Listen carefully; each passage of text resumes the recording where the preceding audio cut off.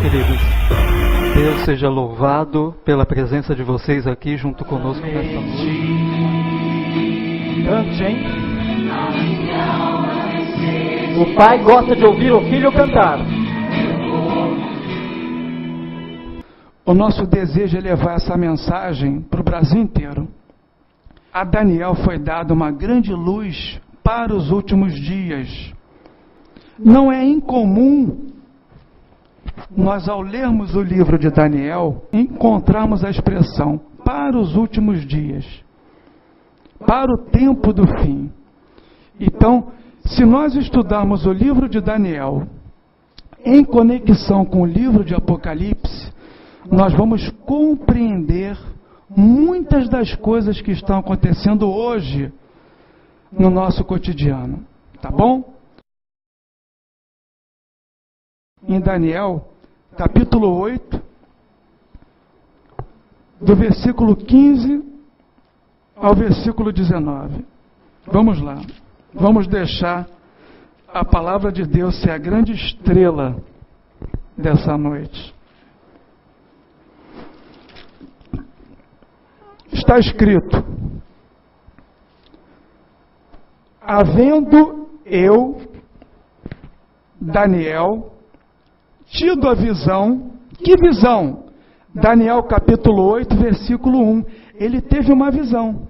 Ele não compreendeu o que era aquela visão, justamente porque não era para o tempo dele compreender, mas ele teve uma visão. Continuando. Procurei entendê-la, ou seja, Daniel 8:1 ele não entendeu. Procurei entendê-la. E eis que se me apresentou diante uma como a aparência de homem. Os irmãos sabem quem apareceu para Daniel? O nosso Senhor e Salvador Jesus Cristo. Será que era importante aquela visão? Acredito que sim. Porque foi o próprio Senhor Jesus que apareceu para ele. Luiz, aonde que eu vejo? Na Bíblia! Na Bíblia que era Jesus. Vamos lá. Eu estava olhando nas minhas visões da noite e eis que vinha. Como que Jesus vai vir? Nas nuvens do céu. Eis que vinha nas nuvens do céu como o Filho do Homem, e se dirigiu ao ancião de dias, Deus, e o fizeram chegar até ele. Então, o próprio Jesus, em Daniel 8:15, aparece para Daniel, e ele dá uma ordem para o seu anjo assistente. E disse, Gabriel disse para Daniel: eis que te farei saber o que há de acontecer no último tempo da ira. Você sabe o que é o último tempo da ira? Que visão é essa? Para o tempo do fim. Ok? Ele teve uma visão.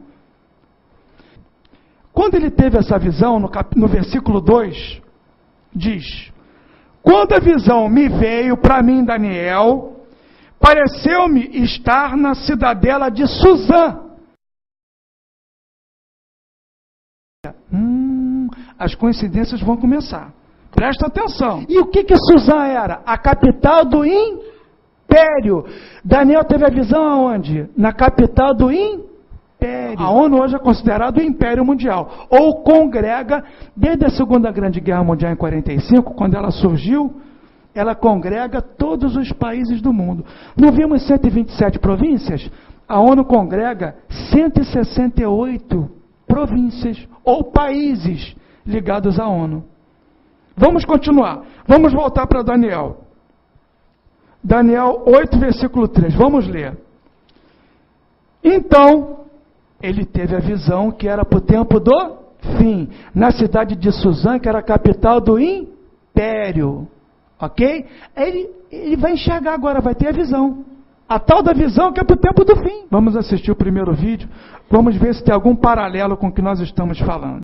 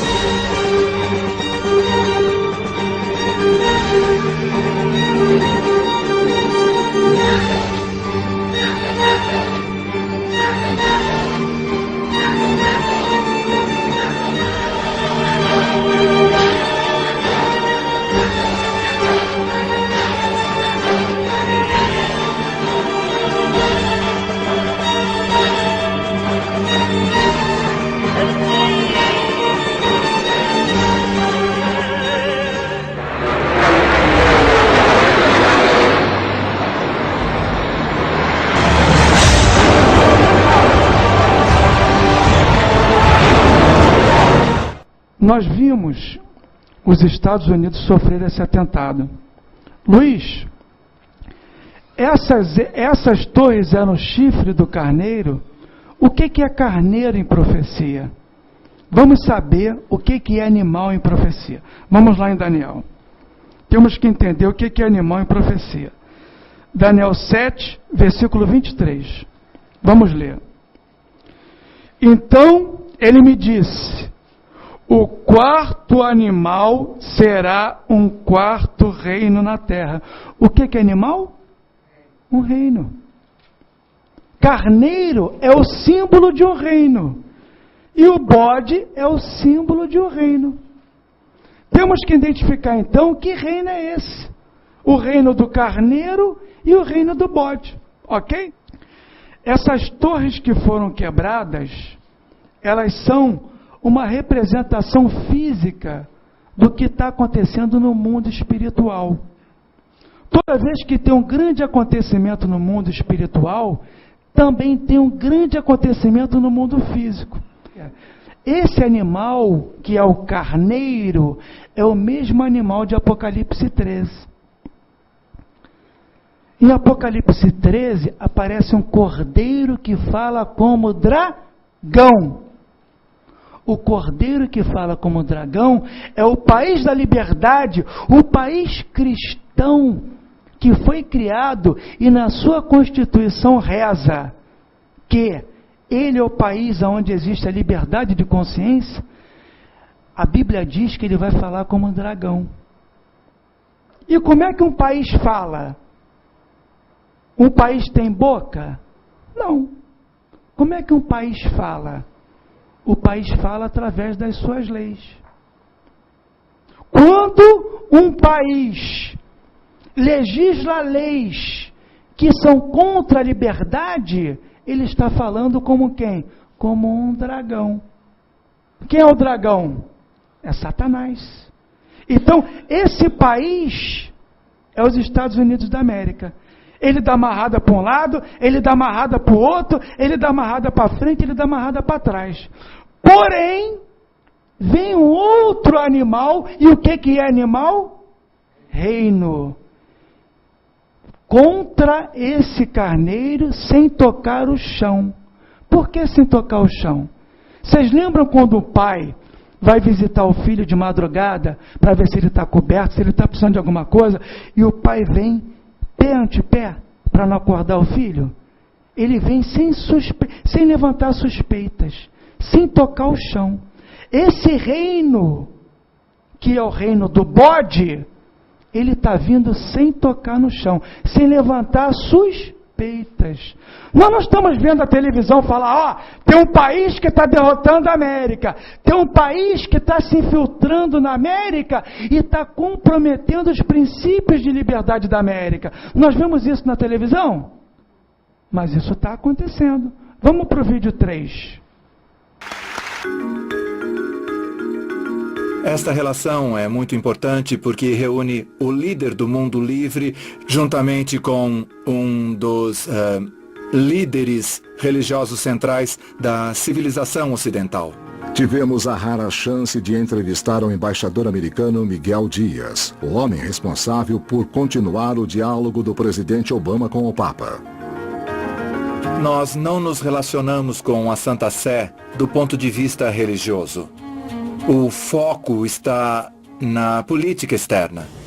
A influência da Santa Sé em todo o mundo é muito profunda. Nós realmente temos que pensar sobre a presença dos católicos em todo o planeta. As vantagens de ter o Papa ao seu lado podem parecer óbvias agora. Mas qual é a política externa que alguém tem com o Vaticano? O que se troca com o Vaticano se não é influência? Ok? Pode continuar. George Bush foi realmente impressionante. Muitos papas não tiveram uma festa de aniversário na Casa Branca. Acho que isso se resume a um. É uma cena que nossos pastores fundadores nunca poderiam ter imaginado e uma prova de quão longe a relação entre os Estados Unidos e o Vaticano chegou. Vocês estão vendo essa pompa dos governantes americanos se dobrando para o governo do Vaticano. Porque o Vaticano é esse chifre que vem sem tocar o chão, sem despertar suspeitas. E ele quebra os chifres do carneiro. Luiz, os chifres do carneiro são as torres gêmeas? Não. As torres gêmeas são uma representação física daquilo que vai ser quebrado. E qual é a fonte de poder da América? Os dois chifres dos Estados Unidos da América é o republicanismo e o protestantismo. É isso que o Vaticano quer quebrar. Quem já ouviu falar em lei marcial?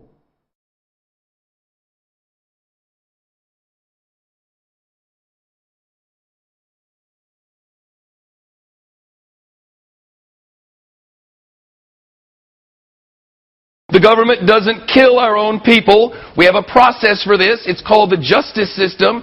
You file charges, you lock them up, you try them before a jury of their peers, and then that's how. They don't kill our own people.